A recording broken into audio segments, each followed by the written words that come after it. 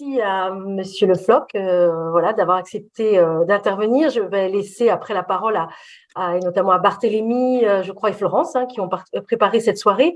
Présenter peut-être Ensemble sur nos territoires, puisque c'est une audition qui est proposée par le mouvement politique Ensemble sur nos territoires. Ensemble sur nos territoires, en fait, ça a été créé en 2019 à la suite des élections européennes. Un petit peu avec le constat de la fragmentation des offres de la gauche sociale écologique, et donc avec une volonté de rassembler. Alors dans l'ADN d'Ensemble sur nos territoires, je ne sais pas si Tom, tu as les slides un peu pour présenter Ensemble sur nos territoires, pas forcément, Si, mais c'est si. pas grave, je connais quand même. Si, vas-y, Donc, vas-y. dans l'ADN d'Ensemble sur nos territoires, en effet, il y a trois piliers. D'abord, vraiment assumer pleinement le fait de porter la transition sociale écologique. Donc, vraiment la question des modèles. Persuader qu'on doit transformer, enfin, qu'on doit porter d'autres modèles aujourd'hui, que ce soit dans l'agriculture, dans l'économie, l'industrie. Voilà. On en saura un peu plus sur la question de la mer et de la pêche ce soir. Et puis donc vraiment voilà, un projet de transformation écologique et sociale qui réconcilie donc activité humaine et vie des écosystèmes. Et puis très clairement aussi on met très en avant la question de la redistribution des richesses, de la justice sociale. Et dans l'ADN d'Ensemble sur nos territoires, c'est très important aussi l'échelle européenne. Voilà, donc vraiment une logique de renforcement de l'Union européenne et notamment dans une ambition de régulation du marché, de l'économie de marché. Deuxième pilier de l'ensemble sur nos territoires, c'est de s'appuyer sur les territoires. Ça, c'est un ADN assez fort, donc d'être ancré dans une certaine conception du territoire qui donne des possibilités d'action et d'autonomie à des échelles infranationales, et notamment pour les régions ou les territoires locaux, avec les principes de subsidiarité et donc de logique ascendante, de développement local ascendant et de capacité pour des communautés locales ou régionales à assumer aussi en grande partie leur destin, donc avec des capacités d'action ou de pouvoir même normatif sur un plan régional. Et puis troisième pilier, chercher à rassembler.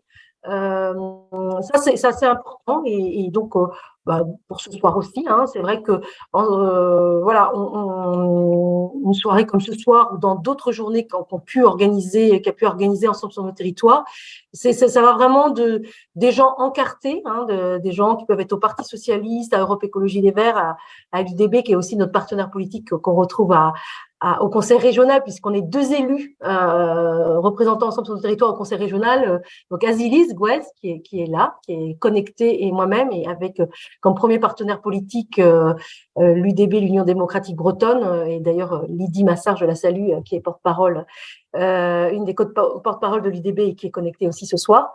Et donc voilà, c'est capacité à rassembler, hein, des gens encartés, mais aussi d'aller au-delà en dépassant le cadre des partis politiques nationaux ou régionaux.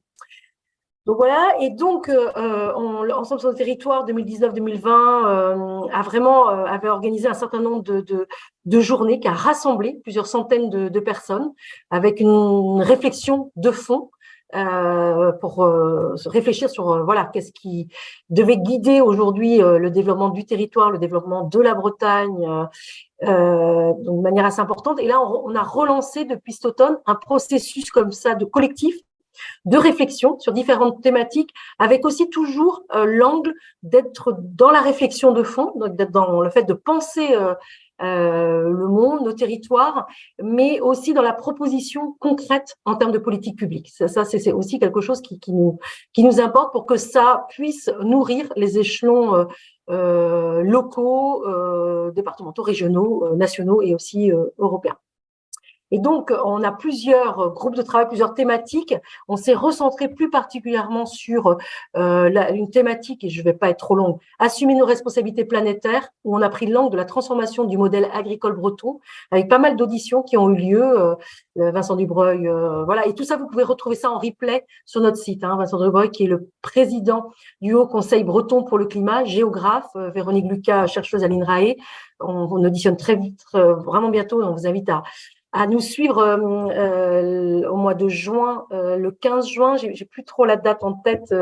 Dominique Potier est député socialiste qui a beaucoup travaillé sur le foncier. Je crois pas que ce soit le 15. Le 13, le mardi Le 13 13. juin. Mais on en parlera à la fin, oui, tout à fait. Voilà, le 13, merci. Et puis, on va aussi auditionner Nicolas Legendre. Je vous le dis tout de suite. Nicolas Legendre, auteur, vous savez, du livre Silence dans nos champs, et qui est journaliste au Monde, qui a fait tout un travail d'investigation sur l'ordre social établi, qu'il qualifie comme ça, sur voilà, le modèle agricole et agroalimentaire en Bretagne. Et donc voilà, il y a le groupe Décider en Bretagne. On a auditionné dernièrement, enfin ce groupe a auditionné dernièrement Loïc Blondiot, universitaire très intéressant sur la question de la démocratie. Le groupe Habiter en Bretagne, avec aussi des auditions qui ont eu lieu, notamment autour du logement social. Et puis ce soir, c'est le groupe de travail Travailler en Bretagne et qui donne un premier focus sur la question de la pêche en Bretagne. Mais donc, du coup, je vais laisser la parole à mes collègues qui sont animateurs de ce groupe de travail pour aussi vous présenter Monsieur Le Floch, et merci encore une fois d'avoir accepté notre demande d'audition. Merci Valérie. Je vais reprendre la main pour un petit mot sur les modalités pratiques avant de la laisser à Florence. Bonsoir à toutes et à tous. Pour celles et ceux qui viennent tout juste de nous rejoindre, très rapidement pour vous dire que effectivement vos micros et vos caméras sont désactivés pour laisser la pleine parole à Pascal Le Floch. Toutefois, vous avez la possibilité, et je vous invite à le faire, à partager vos questions, vos interrogations, vos remarques directement dans le chat en appuyant en bas sur le bouton discuter. L'équipe d'animation, donc ce soir, composée de Florence Prunet et Barthélémy Gonella, vont les reprendre dans la partie de questions-réponses pour les poser directement à Pascal Le Floch. Et puis, enfin, vous dire que l'audition ce soir est enregistrée. Donc, ça permettra pour les personnes qui ne pouvaient pas être là ce soir de voir donc le replay de cette audition dans les prochains jours, dans les prochaines semaines. Voilà. Donc, je laisse la parole à Florence pour présenter Pascal avant de laisser la parole à Pascal Le Floch pour sa prise de parole. Merci et puis bonne audition. Merci beaucoup. Donc, bonsoir à toutes et à tous. Merci Valérie et Tom pour cette introduction et puis toutes ces précisions. Bienvenue bien sûr à Pascal. Un grand merci à toi d'avoir accepté cette audition d'Ensemble sur nos territoires. Je sais que tu as un planning assez chargé, donc merci beaucoup de prendre ce temps avec nous. Donc, c'est un grand plaisir bien sûr pour moi de te présenter à l'ensemble des participants. Alors d'abord parce que nous nous connaissons depuis très longtemps, mais surtout parce que tu as un parcours qui est très riche et des fonctions que tu occupes actuellement qui sont particulièrement intéressantes, qui sont au cœur de nombreux enjeux pour la Bretagne, mais aussi bien au-delà de notre territoire. C'est la question de la pêche et de sa durabilité. Donc, Pascal, tu es actuellement directeur de l'IUT de Quimper et tu es aussi directeur adjoint de l'UMR à Mur, donc, qui est le Centre de droit et d'économie de la mer. Donc, son rôle, mais tu nous en parleras certainement tout à l'heure, c'est bien d'éclairer les politiques publiques sur les enjeux du XXIe siècle en croisant de nombreuses disciplines et de travailler donc sur l'émergence et l'adaptation des activités liées à la mer face aux nouveaux enjeux environnementaux et sociaux. Tes travaux de recherche sont nombreux, ils portent sur l'exploitation des pêcheries, sur les indicateurs de performance des entreprises de pêche et sur l'impact des activités des pêches maritimes sur notre territoire. Mais je sais que tu as travaillé bien au-delà de la Bretagne. De 2000 à 2014, tu as été animateur de l'Observatoire économique des pêches de Bretagne et tu as à ce titre contribué à de nombreux textes que tu as écrits pour des comités de lecture. Alors, tu as été aussi directeur de plusieurs thèses qui portent sur les énergies marines renouvelables ou encore sur l'économie circulaire. Actuellement, alors je ne sais pas si elle est en cours ou si elle est achevée, cette thèse, mais tu dois être directeur d'une thèse qui a pour sujet donc préférence des consommateurs pour les produits de la mer dans un contexte de dégradation des écosystèmes marins et face aux nouveaux enjeux alimentaires. Quelle interaction entre les motivations environnementales et santé? Donc, tout un programme. dont tu vas certainement nous parler tout à l'heure.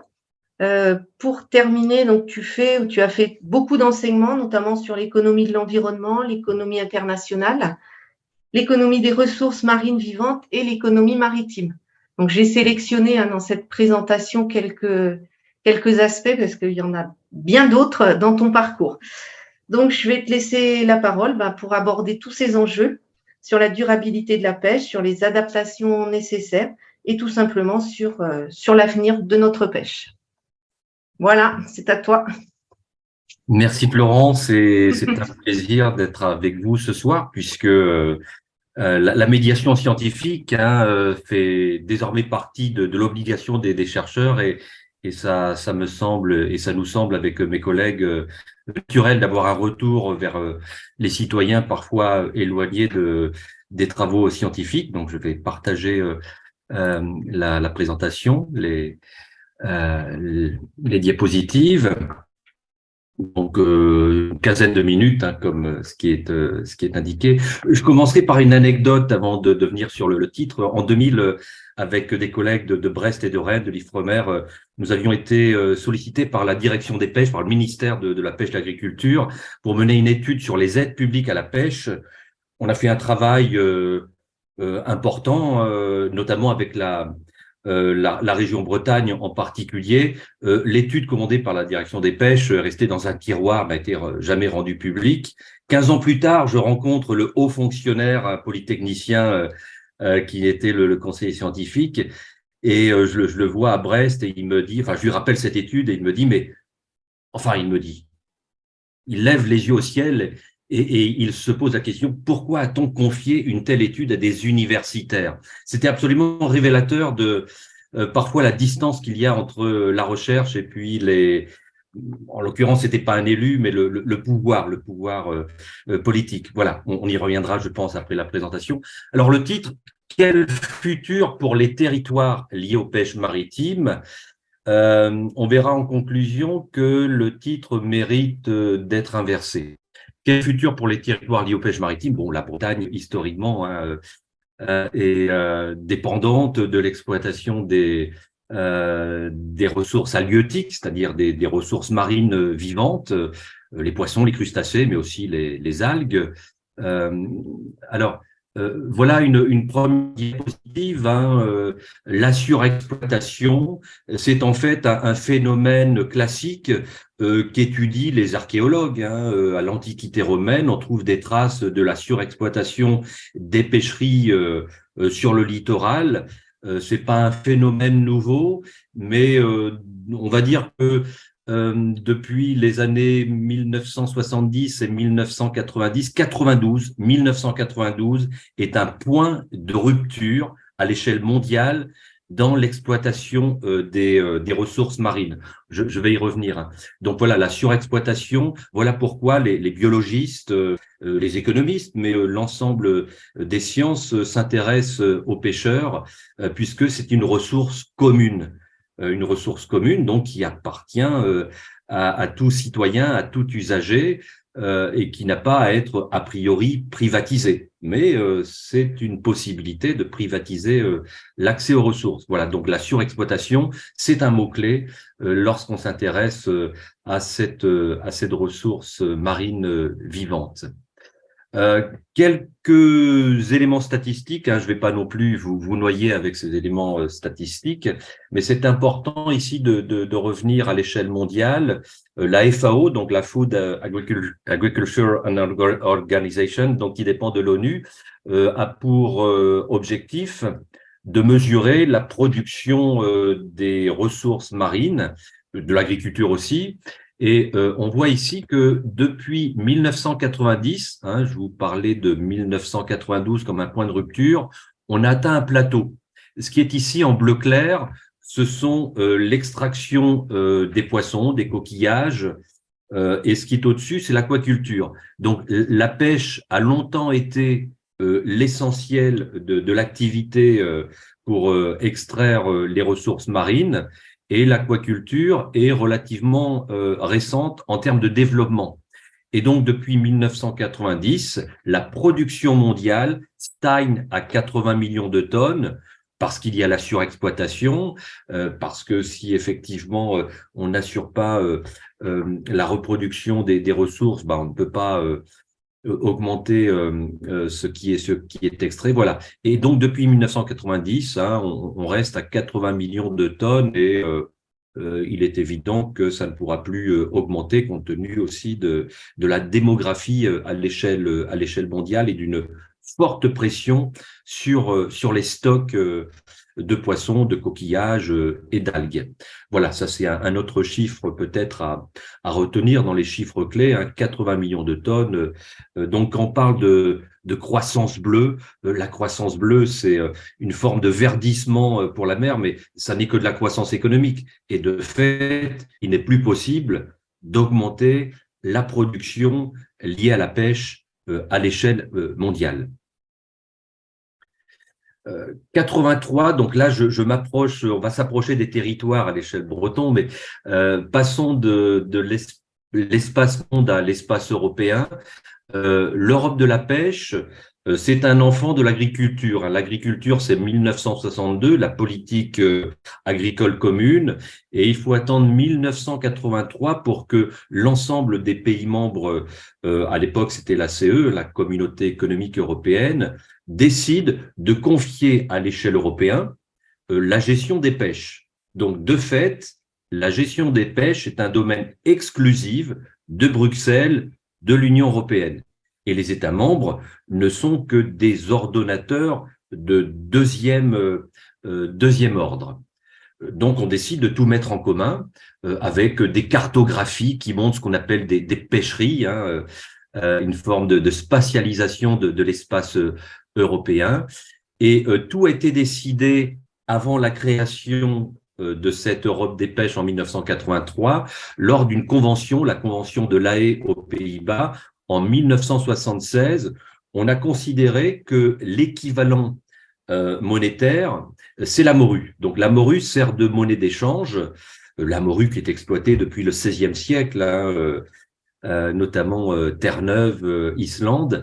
Et donc la morue sert de monnaie d'échange et chaque pays qui fait partie de cette Europe de la pêche va revendiquer une partie du gâteau. C'est ce qu'on appelle la stabilité relative. Donc on voit que la France, en 1976, a eu 13% du gâteau en équivalent morue et le Royaume-Uni, 36%. Donc, on imagine que depuis le Brexit, la sortie du Royaume-Uni de l'Union européenne a bousculé cette Europe de la pêche. D'ailleurs, on a parlé de deux activités économiques qui n'ont absolument pas le même poids, c'est la finance et la pêche. Ça paraît assez paradoxal, mais ça montre quelque part le rôle symbolique de la pêche, qui est vraiment un petit poussé économiquement, mais qui a une fonction politique très forte par la symbolique. Alors, que le gâteau augmente ou rétrécisse, chaque pays va avoir la même part. Et depuis 1976, on n'a jamais modifié la part de gâteau de chaque pays. Pourtant, le changement climatique a évidemment modifié la répartition spatiale des stocks de poissons. Donc, en toute logique, les biologistes marins, ce qu'on appelle aussi les halieutes, demandent à ce qu'on révise cette part par pays du gâteau pour que ce soit cohérent avec une nouvelle répartition spatiale depuis quasiment un demi-siècle des ressources halieutiques. Pourquoi ne le fait-on pas? Eh bien, parce que ça serait un sacré bazar politique de revoir la part de chaque pays. Le coût politique serait probablement plus élevé que l'intérêt biologique. Mais ça, c'est un autre débat clé à l'échelle européenne. Alors, voyons maintenant, on est passé de l'espace monde avec la FAO, puis à l'Europe avec la création de la politique commune des pêches en 1983. Voyons maintenant un peu l'évolution de la politique de pêche en France. On va arriver à la Bretagne dans quelques diapositives. Il y avait, je vais un peu vite ici, c'est simplement pour dire qu'il y a des commissaires européens à la pêche. Alors, il n'y a jamais eu de commissaire français à la pêche. Donc, si on regarde 1983, en 1983 en France, ont comptabilisé 27 000 pêcheurs et 12 000 navires de pêche. On voit ici une baisse brutale du nombre de pêcheurs et de navires de pêche en 91. Pourquoi? Parce qu'il y a ce phénomène de surexploitation et il faut éviter cette course aux poissons, sinon c'est l'ensemble des pêcheurs qui peuvent disparaître. On va mettre en place pour la première fois le plan Mélic, du nom du ministre de l'époque, Jacques Mélic. C'est le premier plan de déchirage de navires. Alors là aussi, c'est la symbolique. Si on reprend les articles de presse, notamment dans Télégramme Ouest France ou Le Marin, c'était un profond désastre. Ça a été mal vécu dans les ports de pêche, notamment en Bretagne, de voir la casse de navires. Voilà la première politique publique qui a été mise en place en Europe pour assurer quelque part la durabilité, puisque c'est le terme aussi que vous avez retenu, la durabilité de l'activité. Si on veut maintenir des pêcheurs, il faut retirer des navires. Et ça a été fait évidemment de manière peut-être un peu trop brutale sur le plan symbolique. Donc voilà, c'est la crise des pêches. Ensuite, 93-94, c'est un moment clé. C'est probablement la plus grave crise des pêches en France, avec, vous en souvenez peut-être certains d'entre vous, le Parlement de Bretagne à Rennes qui prend feu. Enfin bon, c'était pas délibéré, c'était lié à un effet de masse des pêcheurs à Rennes. Donc ça, c'est une grave crise qui va entraîner une forte restructuration de la pêche artisanale, et la Bretagne est la région qui a payé le plus fort tribut, puisque là aussi, il a fallu retirer un nombre important de navires de pêche. Et puis, vous voyez que depuis, eh bien, on est sur une pente déclinante. On a eu aussi un autre événement important, on y reviendra peut-être après en discussion. Dans les années 2000, la crise du gasoil. La crise du gasoil s'est produite à 3 reprises, et à chaque moment de cette crise, 99, c'est l'Erika, un pétrolier qui s'échoue au large des côtes vendéennes et de Bretagne Sud. Ça n'a pas de lien direct avec la crise du gasoil, mais ça va être l'occasion pour la France de prendre comme excuse la crise du gasoil ou comme déterminant pour assurer par compensation, par des aides publiques, une compensation donc de la hausse du prix du carburant. Donc là aussi, ça montre la grande fragilité du secteur, mais essentiellement du secteur dit chalutier, les chalutiers, les dragueurs qui sont les plus consommateurs du gasoil. Ça ramène aussi à un débat important sur la transition énergétique, la forte fragilité d'une partie de la flottille des pêches à l'égard du gasoil. Et puis enfin, 2021, 10 000 pêcheurs, 4 000 navires selon Ifremer. Donc, vous voyez qu'on est passé de 27 000 à 10 000 pêcheurs, pratiquement divisé par 3. Et on peut effectivement se poser la question, mais finalement, si on continue statistiquement cette courbe déclinante, on va progressivement s'approcher de zéro. Asymptotiquement, 10 000 pêcheurs, 4 000 navires. Donc, économiquement, ça n'est pas un secteur majeur. Ça, c'est une évidence. On ne voit pas la pêche dans les statistiques de l'INSEE. Ça n'est pas pour cette raison que l'on s'intéresse à la pêche, mais évidemment, ça n'est pas la seule raison pour ne plus assurer la continuité, la pérennité de cette activité. Alors, 92, c'est une année de rupture. En Bretagne, ce que l'on voit en 92, donc cri d'alarme d'une profession aux abois. Et le 1er janvier 93, c'est l'ouverture du marché commun, c'est-à-dire l'exposition à la concurrence internationale du secteur pêche qui, jusqu'alors, était totalement abrité d'une exposition internationale. Ça veut dire là aussi que nos élus à l'échelle nationale n'ont pas préparé, pourtant ce qui était prévu, l'avènement du marché unique, n'ont pas préparé les pêcheurs à affronter cette concurrence internationale. Donc, ça a été un impact très fort. Faut-il fermer les frontières au même moment où on les ouvre? Là aussi, ça montre le paradoxe, un choc économique entre un secteur qui n'était pas du tout préparé à l'ouverture des frontières. Et puis donc, crise du marché, conseil de crise à Concarneau, voilà, je vais un peu trop vite. Et donc, la manifestation des pêcheurs le 4 février 94, hein, c'était à l'occasion de la visite du Premier ministre Balladur de l'époque à Rennes. Voilà, donc 92 est une année clé. C'est aussi 92 à l'échelle mondiale, le moratoire sur la morue au Canada. Le Premier ministre, enfin le ministre des Pêches canadien annonce la fin de l'exploitation de la morue, c'est-à-dire qu'avec cette annonce, il met 19 000 personnes au chômage à Terre-Neuve. Et donc 92 est vraiment retenu comme une année clé à l'échelle mondiale pour l'exploitation des pêcheries. Alors, venons-en maintenant à nos territoires. Ça représente quoi finalement la pêche en Bretagne? Donc ça, ce sont des statistiques d'Ifremer, hein, puisque j'appartiens à un laboratoire qui est mixte entre l'Ifremer et l'Université de Bretagne occidentale ainsi que le CNRS. Ce sont des chiffres récents hein, pour l'année 2021. En Bretagne, on compte 1100 navires, 2800 pêcheurs et un chiffre d'affaires de 320 millions d'euros. Donc finalement, la Bretagne, c'est un peu plus que Normandie, Hauts-de-France, qui a 210 millions d'euros. C'est à peu près l'équivalent, un peu plus élevé que tout le littoral atlantique des Pays de la Loire jusqu'à la Nouvelle-Aquitaine et la Méditerranée, qui est relativement en retrait. Hein. C'est plus modeste le chiffre d'affaires méditerranéen.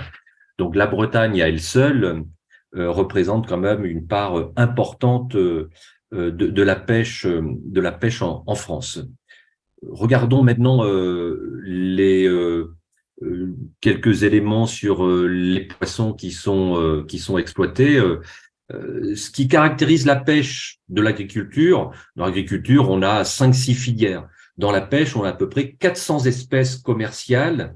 Donc, la pêche française et bretonne est réputée aussi par une grande diversité. Ça, c'est une richesse. C'est plus compliqué à gérer parce qu'on a des gisements importants, mais de petite taille éclatés sur tout le littoral.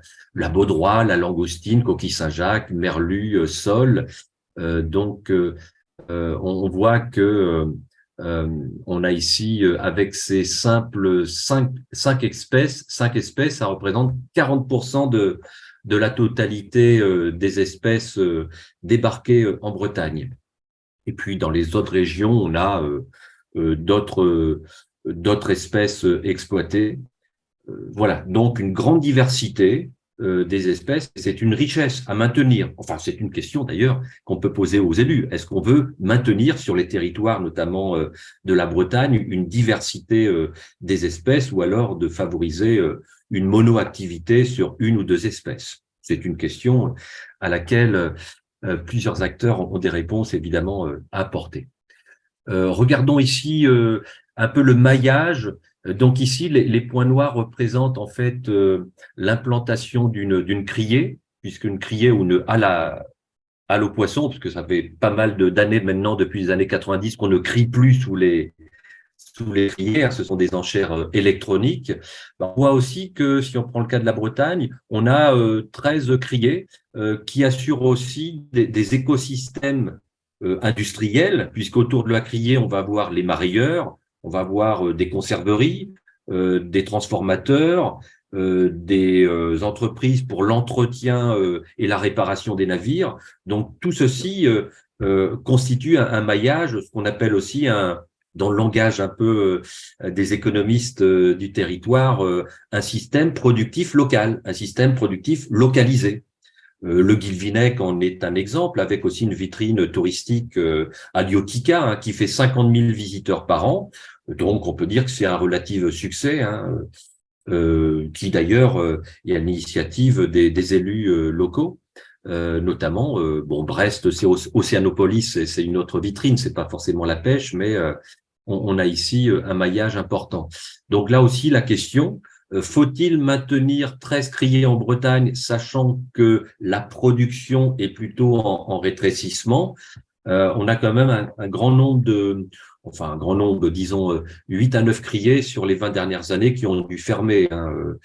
celle de l'Esconide dans le pays bigoudin notamment, mais celle de Dunkerque aussi dans les Hauts-de-France.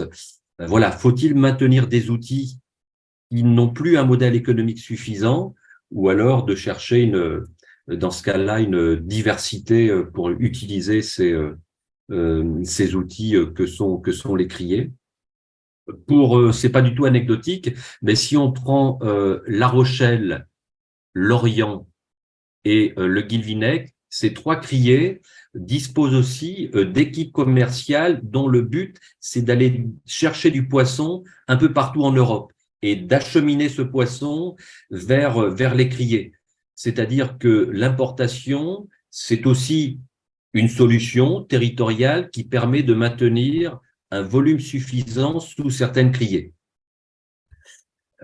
Donc, c'est un exemple, pas forcément à suivre, mais qui peut marcher dans certains cas. Tom, n'hésitez pas à me dire quand j'arrive à un temps proche des 15 minutes, parce que je ne le contrôle plus, mais je suis sur la fin de la présentation. Très bien. Je suis sur la fin de la présentation ici, il reste 2 ou 3, je crois, diapositives. Ce qui est relativement récent, on va dire depuis une dizaine d'années, je ne sais pas si c'est à la connaissance des élus, mais en tout cas, c'est désormais une problématique permanente pour les chercheurs en droit, en économie, en géographie, c'est la planification de l'espace maritime. C'est imposé par l'échelle européenne, c'est-à-dire que chaque pays a l'obligation d'éditer ce qu'on appelle un document stratégique de façade. Donc, la planification est devenue un outil pour les administrations et pour la recherche de manière, et ça sera la fin de mon propos, de manière à assurer la cohabitation entre des usages de l'espace marin qui sont, ou en tout cas qui peuvent être concurrents. La pêche, désormais, n'est plus qu'une des nombreuses activités qu'on trouve sur le littoral, et la crainte de certaines communautés de pêcheurs, c'est d'être exclus, d'être chassés d'une zone qui leur était, on va dire, historiquement acquise. Voilà, donc la planification de l'espace, c'est désormais une obligation à l'échelle européenne et donc déclinée dans chaque pays. Alors, ces activités, c'est quoi? Ce sont les éoliennes en mer, les parcs marins. Le réchauffement climatique modifie aussi la répartition spatiale des espèces, c'est le Brexit. Les captures accidentelles, notamment de dauphins ici dans le golfe de Gascogne, qui est une priorité est étudiée par Ifremer naturellement, hein, avec aussi des pressions d'ONG donc qui défendent la protection de l'espace marin et où la pêche évidemment peut être perçue comme une forte menace, ou en tout cas certaines techniques de pêche, les pollutions marines, le bien-être animal. On commence à percevoir dans les enquêtes de perception auprès des consommateurs, pas forcément résidant sur le littoral, ce bien-être animal qui est désormais une dominante dans l'agriculture. On va dire que depuis 10 ans, le bien-être animal pour les produits agricoles est maintenant un vecteur important. On commence à l'apercevoir pour la pêche. Ça veut dire que si les pêcheurs ne sont pas préparés à modifier leurs techniques par rapport à ce qu'exigent les consommateurs, on va avoir le même phénomène que celui vécu parfois de manière aussi dramatique chez les agriculteurs qui peuvent être pointés du doigt sur le bien-être animal qui n'est pas toujours intégré dans le modèle de production. Voilà donc pour terminer, j'inverse la problématique du début, c'est plus tant la question n'est pas de savoir quel est l'avenir des territoires liés à la pêche maritime. Les territoires ne dépendent plus économiquement de la pêche maritime, même les territoires qui étaient réputés pour avoir le plus grand nombre de bateaux de pêche. Hein. La question, c'est plutôt quel futur pour les pêcheurs dans leur territoire face à toutes ces menaces, je pense au changement climatique, pollution marine, et toute cette concurrence avec notamment le développement des parcs éoliens en mer. Hein. Saint-Nazaire est en exploitation depuis 5 mois, Courseulles-sur-Mer et Saint-Brieuc, c'est prévu dans 1 ou 2 ans. Voilà, des nouvelles menaces pour les pêcheurs, donc comment leur apporter toute une assistance, une préparation pour maintenir leur activité sur leur espace. Quelque part, je vous adresse la question, mais c'est bien volontiers que je vais répondre aussi à vos questions sur les politiques publiques. Voilà. Donc, j'arrête le partage.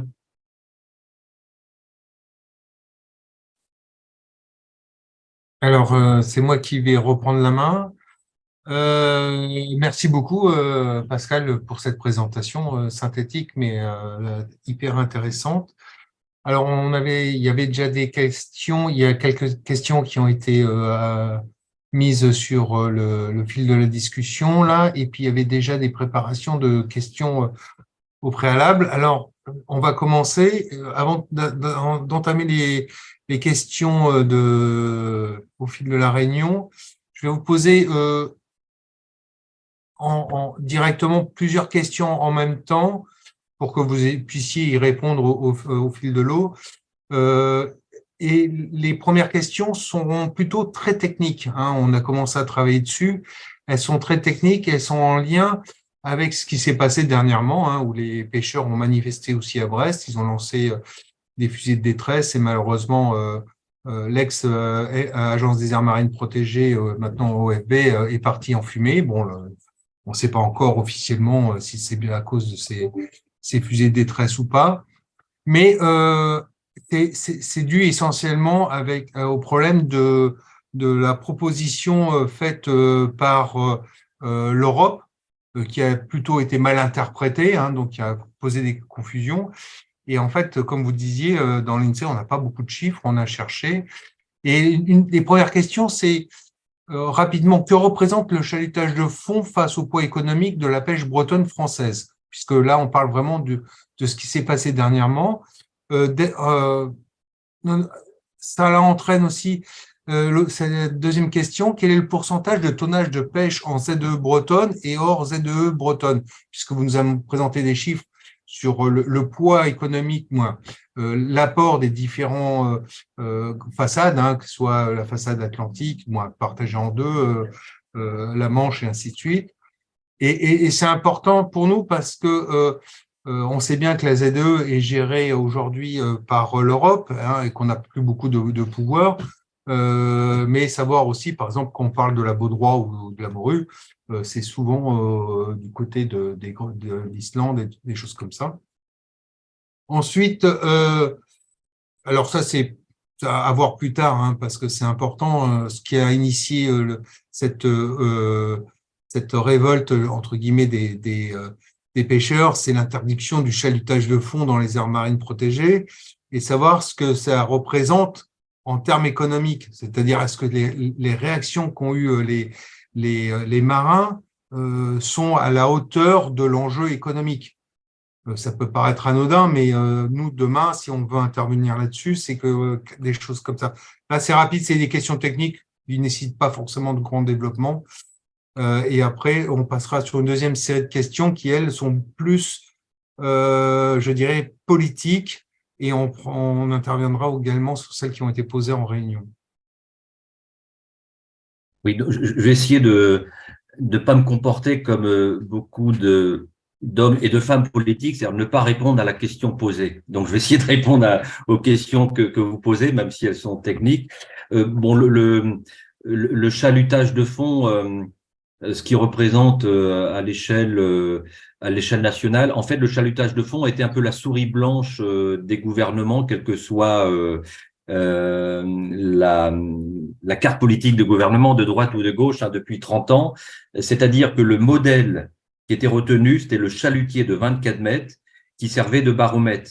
De mémoire, en 2007, lorsque le président Sarkozy s'arrête au Guilvinec avant d'aller voir Bouche-Père, il vient essayer de calmer un peu les pêcheurs, puisque c'est la crise du gasoil. Pour l'anecdote, là, c'est le comité régional des pêches qui m'avait appelé pour savoir qu'est-ce qu'il fallait faire pour compenser le surcoût du gasoil. C'est un peu votre travail, quoi, les rapports, enfin bref. Et donc, le chalutage de fond a souvent été présenté comme le poids lourd de la pêche française et en particulier de la pêche bretonne.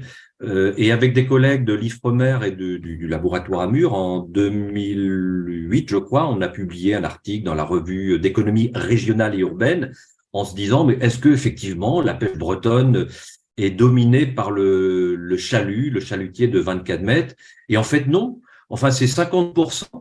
50% de la valeur ajoutée, de la richesse économique qui est apportée par ce segment pour la Bretagne, donc dans la zone économique exclusive, c'est-à-dire au-delà notamment de la bande côtière, au-delà des 12 000 nautiques, et les 50 autres pourcents de la richesse, c'est une diversité de navires de taille plus modeste, 10 mètres, 12 mètres, qui sont dans la bande côtière. Ça veut dire qu'on a souvent regardé un segment en considérant que c'était le segment dominant et je dirais quasi exclusif. Or, quand on regarde les chiffres et quand on va les chercher, et là je souligne la richesse du système d'information de l'IFREMER. C'est un portail qui s'appelle le système d'information halieutique. Vous pouvez y aller. C'est vraiment très, très riche. Il y a un travail de collecte permanent depuis une trentaine d'années. Eh bien, on a démontré qu'en Bretagne, les navires de moins de 12 mètres, c'est l'équivalent des chalutiers qui parfois appartiennent à un segment dit industriel ou en tout cas un segment de capital important. Voilà, donc ça c'est pour remettre les choses dans le bon ordre.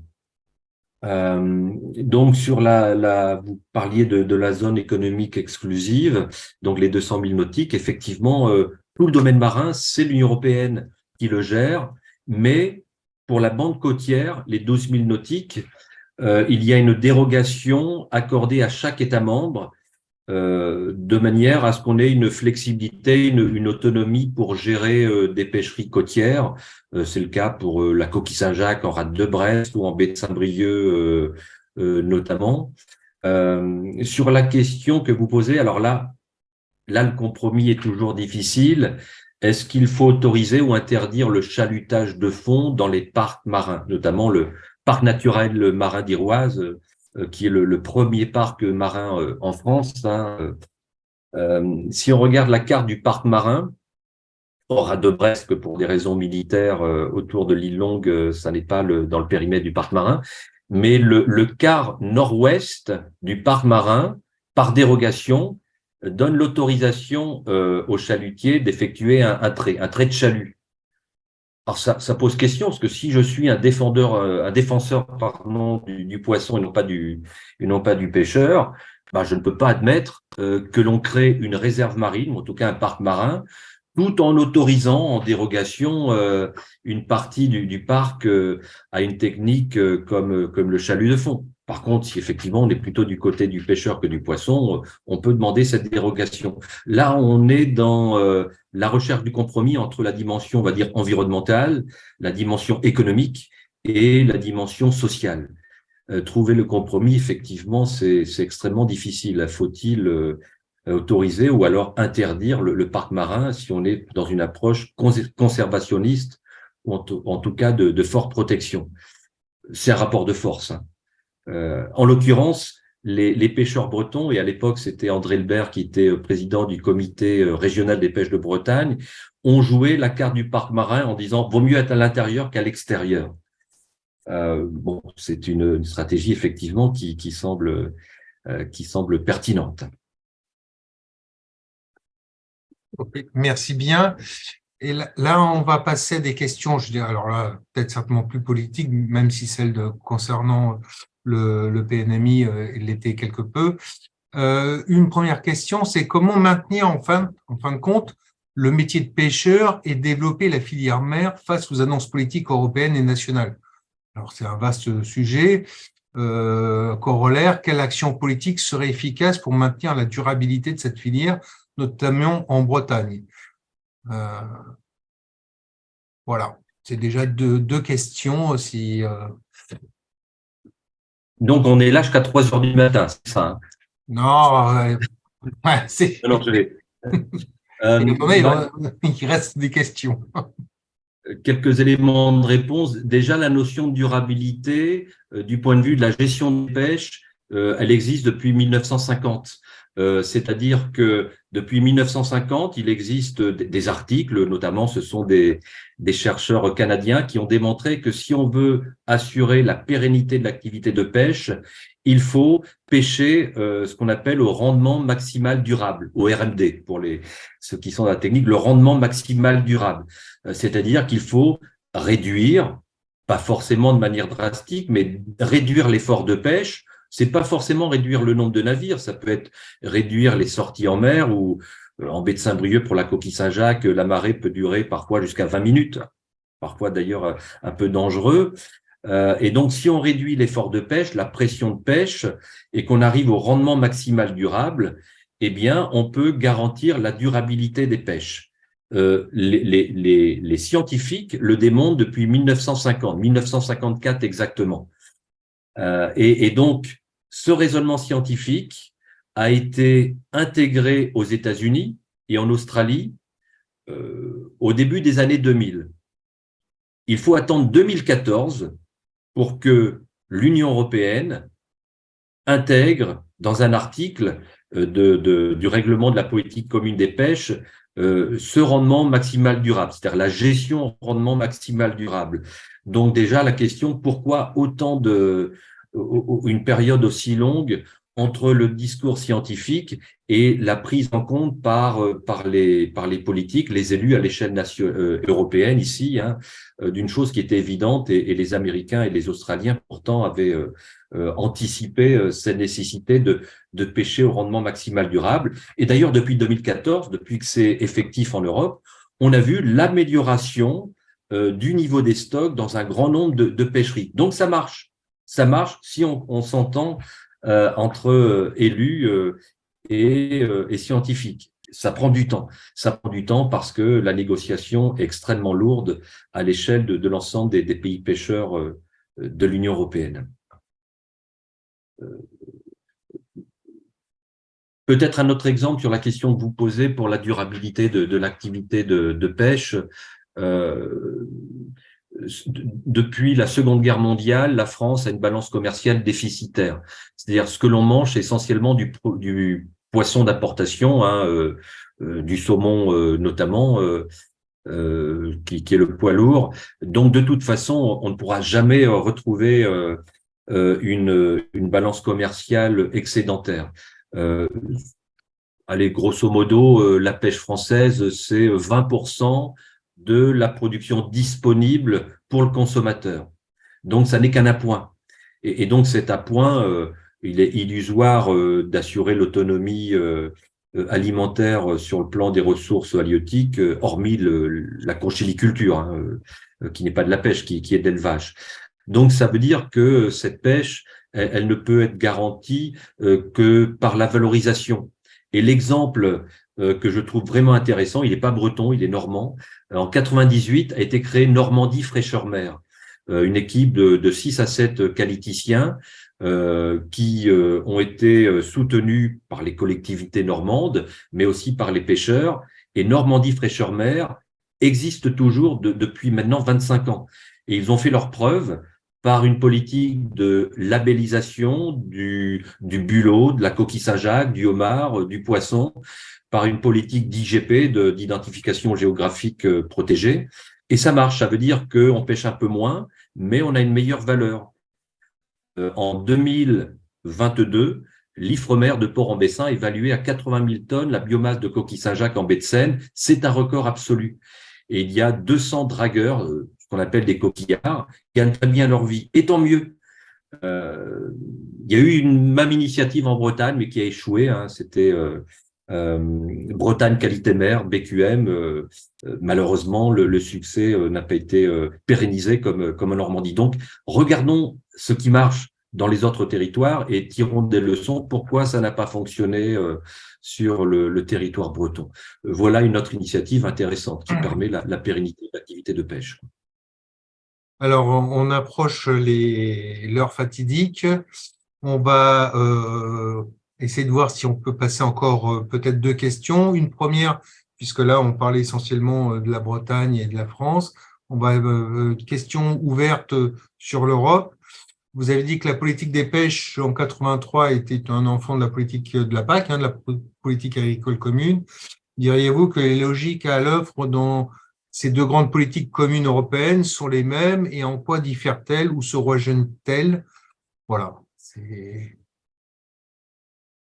Donc oui, pour la politique agricole et la pêche. Alors, on voit bien qu'on a eu des ministères de la pêche du temps d'Ambroise Guélec ou de Louis Le Pinsec dans les années 80. Et puis ensuite, ça a été la pêche a été un secrétariat d'État à la mer.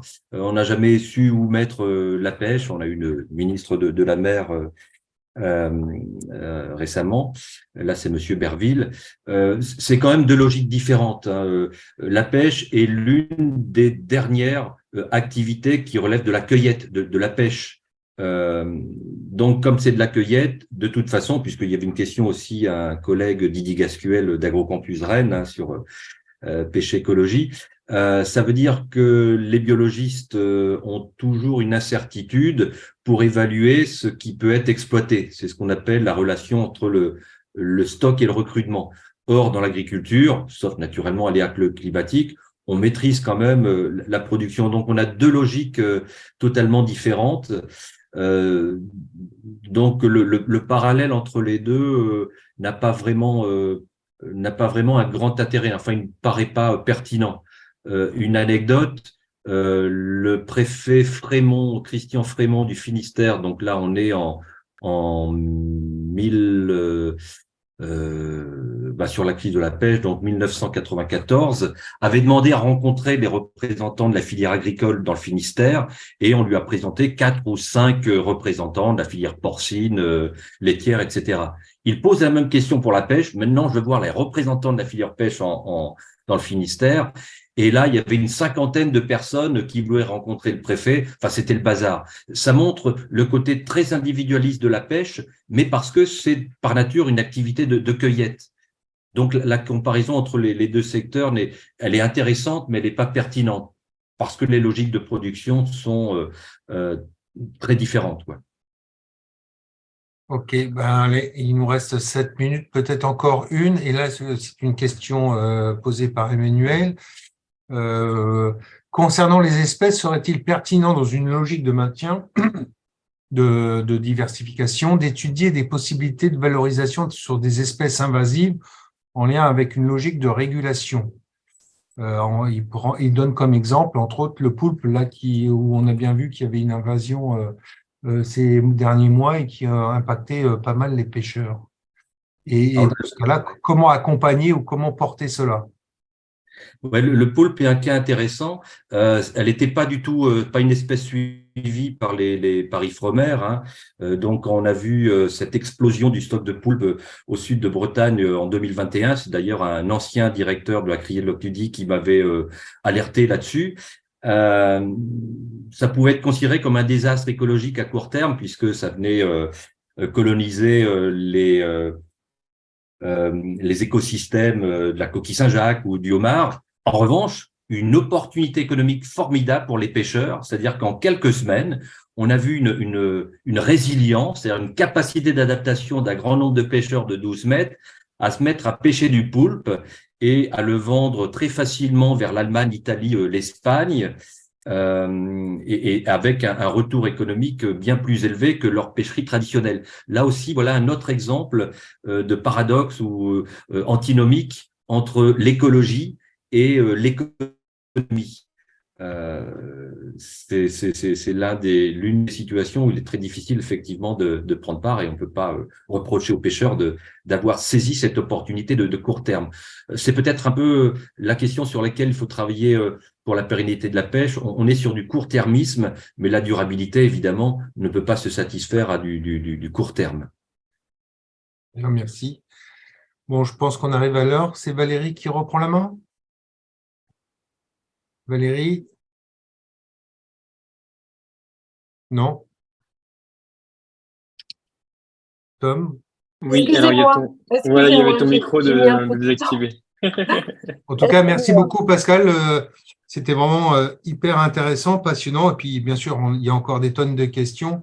c'est un très vaste sujet, mais je vais laisser Valérie conclure. Merci beaucoup. Oui, rapidement, je ne vais pas refaire même une synthèse. Merci beaucoup. Moi, j'ai appris énormément de choses et j'ai apprécié particulièrement vos références historiques et puis la façon dont vous êtes, vous travaillez le sujet depuis longtemps et très en lien en fait avec aussi les acteurs, que ce soit professionnels ou politiques, enfin en tout cas avec des références de date. Alors, on va prendre le temps, comme on l'a fait pour les autres auditions, hein, on prend le temps de reprendre tout le contenu et ça va nourrir en fait nos propositions aussi en termes de politique publique, même si le groupe de travail aussi va continuer à travailler sur ce sujet-là plus particulièrement pour être en mesure de faire des propositions de politique publique. Mais en tout cas, merci beaucoup et votre audition pourra être écoutée. Enfin, on vous la fera peut-être écouter avant, comme on l'a fait pour d'autres intervenants, avant de pouvoir la mettre à disposition sur le site internet.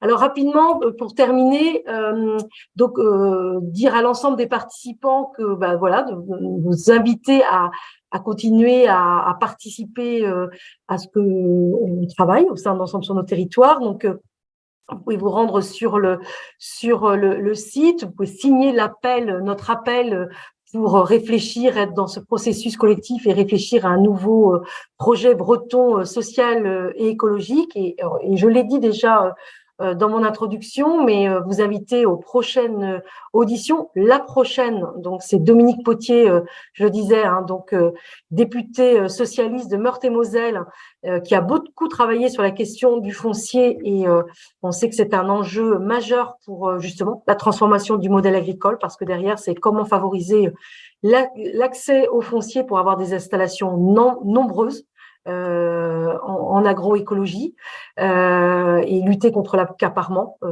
des terres agricoles. Donc le mardi 13 juin à 21h, donc on vous invite à vous inscrire et je le disais, le 27 juin, il y aura aussi une audition de Nicolas Legendre, mais ça viendra un peu plus tard. Je pense que j'ai fait le tour. Merci. On voit dans le chat aussi, Janine Morisseau que je salue et qui remercie. Donc je pense qu'elle voulait remercier Pascal pour la rétrospective historique. Et puis, peut-être juste une dernière annonce, c'est que donc il y a tout un processus d'audition, de réflexion de fond et de proposition de politique publique. Je vous l'annonce tout de suite, on aura une étape intermédiaire avec un événement important qui va se passer le samedi 18 novembre à Morlaix, à l'IUT de Morlaix, et qui va reprendre un petit peu cette thématique. Et on vous invitera aussi, Pascal Le Floch, on invitera l'ensemble des intervenants à continuer les échanges et à approfondir avec nous les réflexions. Et donc, on vous invite aussi les participants à noter ça dans votre agenda dès aujourd'hui. Merci à vous. Voilà, merci. On est vraiment, dis donc, ce groupe, on déborde même pas de quelques minutes. J'imagine qu'il y avait encore des questions, mais bon, on continuera. Merci et bonne soirée et à très vite, 13 juin, la prochaine édition. Merci. Merci à toutes et tous. Au revoir.